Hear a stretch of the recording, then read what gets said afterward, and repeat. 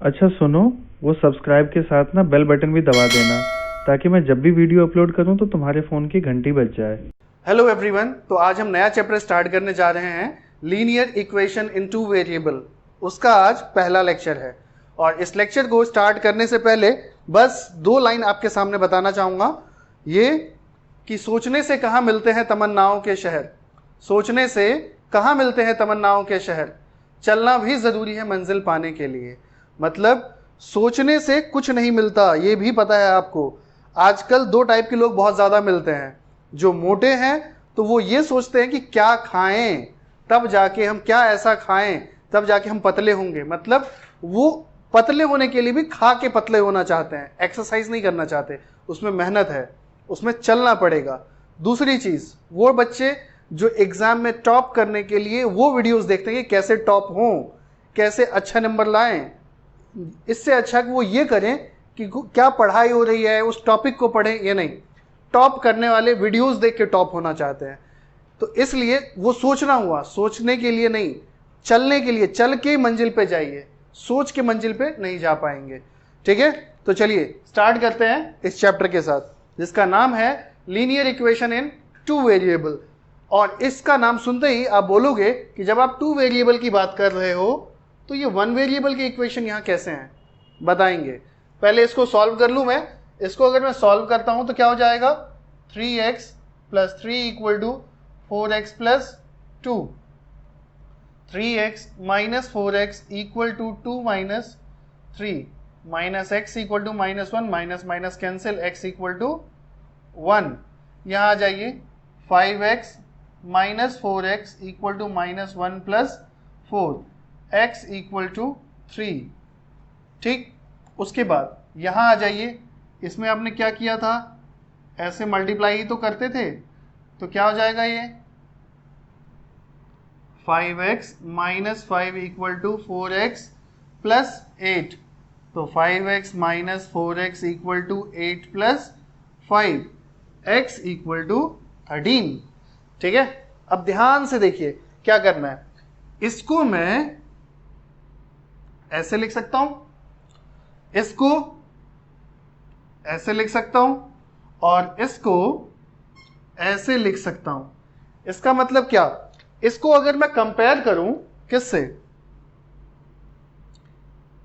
ax plus b equal to 0, तो एक x, क्योंकि इसमें एक x का टर्म है, एक कांस्टेंट है, तो a की वैल्यू क्या हो जाएगी 1, और कांस्टेंट जो b की वैल्यू है वो क्या हो जाएगी -1। यहां पे a की वैल्यू क्या हो जाएगी 1, और b की, क्योंकि x के साथ क्या मल्टीप्लाई हो रहा है 1, और b की वैल्यू -3। यहां पे ax प्लस b के साथ अगर कंपेयर किया तो a की वैल्यू क्या होगी 1 और b की वैल्यू -13। तो अब आप बोलोगे कि sir ax plus b equal to 0 ऐसा क्या है जिससे आप इसे कंपेयर कर रहे हैं। देखिए, क्योंकि ax plus b equal to 0 में ऐसा इसलिए है कि इसमें एक कांस्टेंट टर्म है और एक वेरिएबल वाला टर्म है। ये कांस्टेंट है, ये वेरिएबल है। चैप्टर में आपने क्या पढ़ा था, linear equation in one variable. तो कहीं से भी आप किसी भी इक्वेशन से शुरू करो, आएगा आपके पास लास्ट में एक वेरिएबल और एक कांस्टेंट। ठीक, तो इसलिए linear equation in one variable का स्टैंडर्ड इक्वेशन क्या हो जाता है, ax plus b equal to 0। अब आते हैं हम linear equation in two variable पे, ये याद रखना बस, ax plus b equal to 0 पे। अब हम आते हैं टू, जो अभी तक आप पढ़ते आए थे, अब आते हैं linear equation in two variable में, जिसमें हम क्या पढ़ने वाले हैं, दो वेरिएबल होंगे उसमें इसके अलावा। तो linear equation in one variable का होता है ax plus b equal to 0। तो linear equation in two variable का क्या होगा, ax plus b y plus c equal to 0। ठीक, इसमें एक वेरिएबल था x, इसमें दो वेरिएबल है x और y, वेरिएबल में x और y। Constant coefficients, constant coefficients, coefficient मतलब क्या, जब किसी वेरिएबल में कोई नंबर मल्टीप्लाई होता है उसे कोएफिशिएंट बोलते हैं।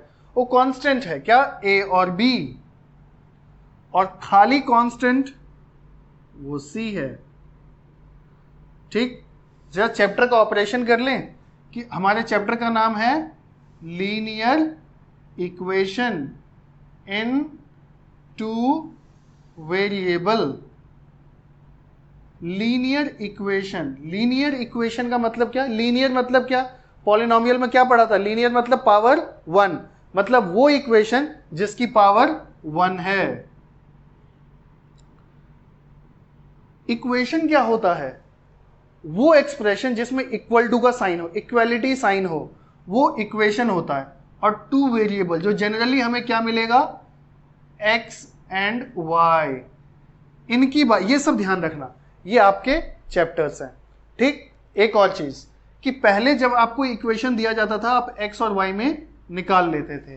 ठीक, अब मैं आपको एक इक्वेशन देता हूं 5x + 3y = 4 और मैं आपसे पूछता हूं कि x और y की दो वैल्यूज बताइए मुझे। कैसे पता करोगे? x और y की वैल्यूज बताइए। अब आप कुछ भी कर लो, 5x = 4 - 3y, ये कर ही नहीं सकते सॉल्व, क्योंकि दो वेरिएबल है और इक्वेशन एक है। कैसे निकालोगे इसकी वैल्यू? निकाल ही नहीं सकते। इसलिए मेरे बच्चों, यहां पे आपको दो वेरिएबल को सॉल्व करने के लिए दो इक्वेशन की जरूरत होगी, ये ध्यान दीजिएगा। समझ गए? यहां पे तो आराम से निकाल लेते थे ना, 5x = 4x - 1, तो 4x को इधर लाया और x हो गया -1। लेकिन जब यहां पे वेरिएबल दो है, वो अनलाइक टर्म्स हैं, कैसे सॉल्व करोगे? कर ही नहीं सकते। इसलिए दो वेरिएबल को सॉल्व करने के लिए दो इक्वेशन चाहिए। और यहां से आता है मेरा एक बहुत इंपॉर्टेंट थ्योरम, वो ये कि number of variables equal to number of equations होने चाहिए, तभी जाके आप सॉल्व कर पाओगे किसी भी इक्वेशन को। तो अभी तक, जब तक आप linear equation in one variable पढ़ते थे 8th क्लास तक, तब तक आपने क्या किया? एक वेरिएबल मिला और एक इक्वेशन मिला। लेकिन जब 10th में आ गए हैं और 9th में भी आपने पढ़ा था linear equation in two variable का हल्का सा इंट्रोडक्शन, ग्राफिकल इंट्रोडक्शन, अब यहां पे आपको इसको मैथमेटिकली सॉल्व करना है। कैसे करेंगे वो देखिए। तो उसके लिए दो वेरिएबल तो दो इक्वेशन, तीन वेरिएबल तो तीन इक्वेशन। देखिए कैसे। ax + b = 0, ये standard equation of linear equation in two variable है। जब टू वेरिएबल में जाएंगे तो क्या करेंगे? क्योंकि टू वेरिएबल का क्या स्टैंडर्ड इक्वेशन होता है? ये होता है ax + by + c = 0। इसको हम स्टैंडर्ड तरीके से कैसे लेंगे?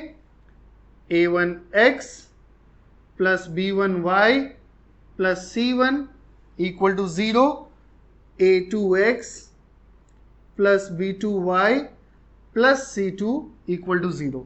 ठीक, अब इसमें क्या करना है हमें कि हमें दो वेरिएबल क्यों एज्यूम करना है? क्योंकि हमको यहां पे नंबर ऑफ इक्वेशन और नंबर ऑफ वेरिएबल इक्वल होना चाहिए, तभी जाके हम इसको सॉल्व कर पाएंगे। तो इसलिए जहां पे दो वेरिएबल हैं, इसलिए मैंने दो इक्वेशन बनाया है। उसके बाद हम बात करते हैं तीन वेरिएबल की, जो कि 10th के सिलेबस में नहीं है, बट डिस्कशन करने में क्या जाता है। तो वो कैसा होगा वो हम 12th में पढ़ेंगे। बट एक बार इंट्रो देख लीजिए। अगर ये ऐसा है, ये ऐसा है, तो वो कैसा होगा?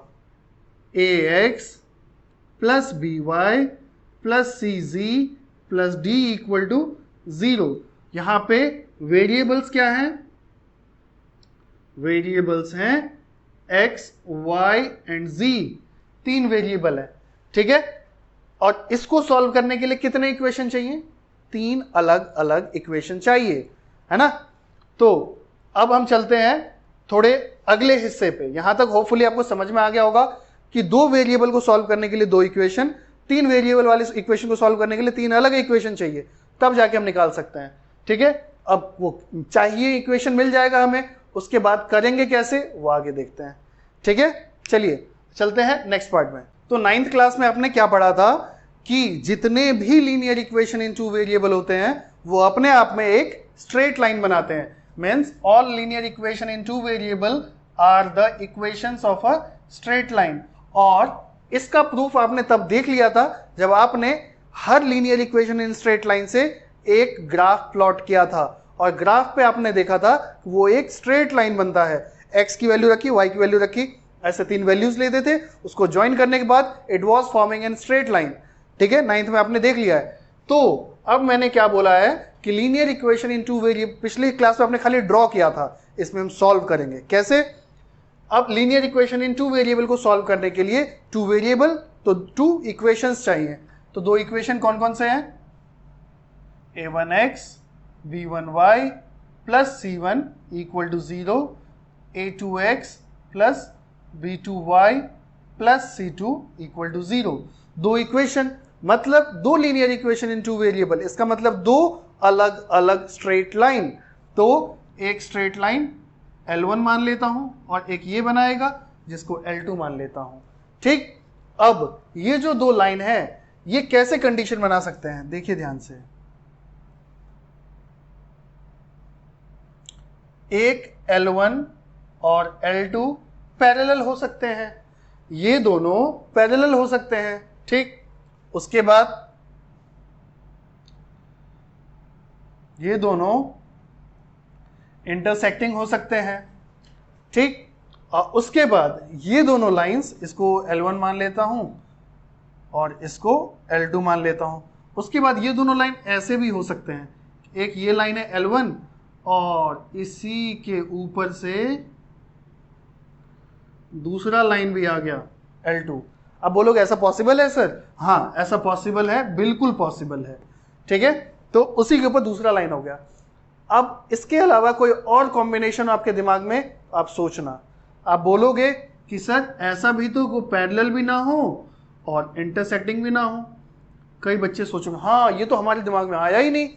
अरे ध्यान से सोचो, अगर तुम इसको पीछे इंडेफिनेटली ले जाओगे ये तो पीछे जाके इंटरसेक्टिंग ही बन जाएगा, है ना। तो अगर वो पैरेलल नहीं है तो कहीं ना कहीं जाके इंटरसेक्ट करेगा ही। ठीक है, तो इस 3 कंडीशन के अलावा आपके पास कोई अलग कंडीशन नहीं है। ठीक, अब चलते हैं इसके आगे कि अगर ये 2 लाइन एक जगह इंटरसेक्ट होती है, सबसे पहले इस पे बात करते हैं। तो कितने पॉइंट्स कॉमन हुए इनके बीच? एक पॉइंट। वो पॉइंट क्या रहा है? ये रहा वो पॉइंट, है ना। इसका मतलब जितने पॉइंट कॉमन है उतने सॉल्यूशन हुए। तो इसके कितने सॉल्यूशन? 1 सॉल्यूशन। 1 सॉल्यूशन मतलब x और y की एक ही वैल्यू आएगी। ठीक, तो 1 सॉल्यूशन को, इसका आंसर 1 सॉल्यूशन नहीं होगा, इसको बोलेंगे यूनिक सॉल्यूशन। यूनिक मतलब अनोखा होता है, लेकिन यहां पे इसका मतलब 1 से होगा। ठीक, तो आप बोलोगे सर उस हिसाब से इसमें तो एक भी पॉइंट कॉमन नहीं, क्योंकि ये तो एक जगह पे इंटरसेक्ट नहीं कर रहे हैं, तो इसका मतलब क्या इसमें एक भी सॉल्यूशन नहीं? जी हाँ, बिल्कुल सही सोचा आपने। ये क्या हो जाएगा? ये नो सॉल्यूशन हो जाएगा। अच्छा, तो इस तरीके से इसमें तो सर सारे पॉइंट्स कॉमन है। तो सारे मतलब कितने? काउंट करो, काउंट कर सकते हो? नहीं कर सकते। कितने पॉइंट्स? इनफाइनाइट पॉइंट से बनता है एक लाइन और सारे कॉमन है। तो सर इनफाइनाइट सॉल्यूशन? हाँ जी, देयर आर इनफाइनाइट सॉल्यूशन। ओ तेरी, तो ये बात है, ऐसा है linear equation in two variable. हाँ, बट आसान है, देखो कैसे। अब ये कंडीशन कब आती है? ये कंडीशन आती है अब कोएफिशिएंट्स के साथ डील करना है।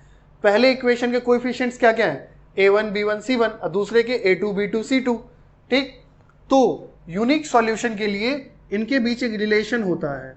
वो रिलेशन है कि a1 upon a2 b1 upon b2 के इक्वल नहीं होगा। पहले इन दोनों का रेशियो निकालो और इन दोनों का रेशियो निकालो, ये आपस में इक्वल नहीं होंगे। और यहां पे आ जाइए, तो ये a1 upon a2 is equal to b1 upon b2 is not equal to c1 upon c2। ये इसके इक्वल नहीं होगा। ये ratio no solution parallel condition के लिए ये रिलेशन है, ये आपको ध्यान रखना होगा। इसमें कोई लॉजिक नहीं है। ठीक है, ये डायरेक्ट रिलेशन है। और इनफाइनाइट सॉल्यूशन के लिए सब सेम है, क्योंकि लाइन ही सेम है। तो क्या हो जाएगा? A1 upon A2 is equal to B1 upon B2 is equal to C1 upon C2। कई बच्चे पूछते हैं सर इसमें आपने C1 C2 के बारे में कुछ बताया नहीं, बताना ही नहीं है। अगर ये इसके इक्वल हो भी जाए तो भी कोई फर्क नहीं पड़ता, ये दोनों इक्वल अगर नहीं है तो चाहे कुछ भी हो यूनिक सॉल्यूशन ही होगा। ठीक है, अब यूनिक सॉल्यूशन और इनफाइनाइट सॉल्यूशन, इन तीन पॉसिबल केसेस में से खाली दो ऐसे पॉसिबल केसेस हैं जहां पे आपको सॉल्यूशन मिल रहा है, वो ये है और ये है, ये नहीं है।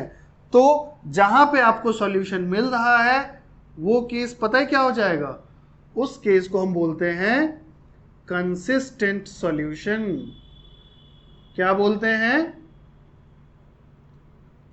Consistent solution. और जहां पे आपको सॉल्यूशन नहीं मिल रहा है उसे बोलते हैं इनकंसिस्टेंट सॉल्यूशन। जहां पे आपको सॉल्यूशन नहीं मिल रहा है वो हो गया, यहां पे लिख ही देता हूं, सॉल्यूशन नहीं लिखा है मैंने, ठीक है, इनकंसिस्टेंट सॉल्यूशन। ठीक है, अब इतने तरीके होते हैं, इन पे मैं आपको नेक्स्ट लेक्चर में कुछ क्वेश्चंस करा दूंगा तो वो आपको ज्यादा आइडिया आ जाएगा। ये ध्यान रखिएगा, अगर इंटरसेक्ट हुए तो एक पॉइंट कॉमन, अगर एक के ऊपर एक आ गए इसे बोलते हैं क्या, इसे मैं लिख देता हूं यहां पे, ये मैंने लिखा नहीं, इन्हें कहते हैं पैरेलल लाइंस।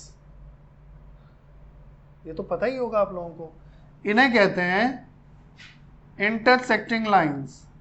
सर ये दोनों तो हमें पता ही थे, आप ये बताओ कि इसे क्या कहते हैं। ये दोनों तो हमें पहले से पता थे, तो ये वाला नहीं पता, बता देते हैं।